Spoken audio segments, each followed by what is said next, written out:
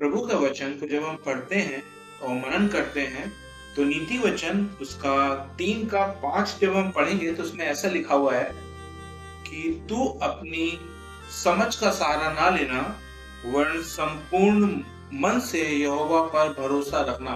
तो जब हम प्रभु के वचन को पढ़ते हैं हमें एक बात को पता होना बहुत जरूरी है कि हमारा भरोसा किस पर है, हमारी समझ पर है या प्रभु पर है। कई ज्यादातर चीजों में क्या होता है, हम अपनी समझ का और बुद्धि का सहारा लेते हैं और प्रार्थना करते हैं। कई बार होता क्या है कि हम पवित्र आत्मा का नाम भी ले लेते हैं, पवित्र आत्मा से हमको ये अगुवाई हुआ और एक्चुअली में होता हमारी बुद्धि से है और हम चीजों को करते हैं और उसमें असफल होते हैं।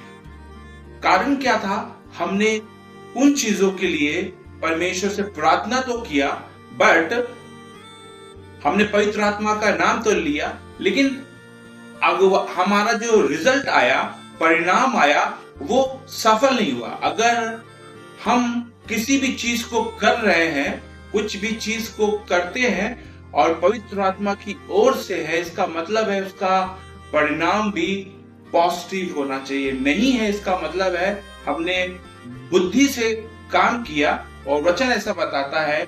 और सबसे ज्ञानवान बाइबल के अंदर व्यक्ति जिसको भरपूर मात्रा में बुद्धि प्रभु की ओर से दी गई थी, उन तमाम चीजों से अनुभव से एक बात को बताता है कि तू अपनी बुद्धि का सहारा नहीं लेना परंतु संपूर्ण मन से यहोवा पर भरोसा रखना। जब हम प्रार्थना करते हैं, हम दुआ करते हैं, हम घुटनों में बैठते हैं और वो चीज अगर परमेश्वर करना चाहता है तो उन चीजों को परमेश्वर हमारी अगुवाई भी करेगा। अगर हम बुद्धि से काम करेंगे तो उसका परिणाम वो हम नहीं देखने पाएंगे, हम असफल होंगे। कारण क्या था, हमने अपनी बुद्धि से काम किया।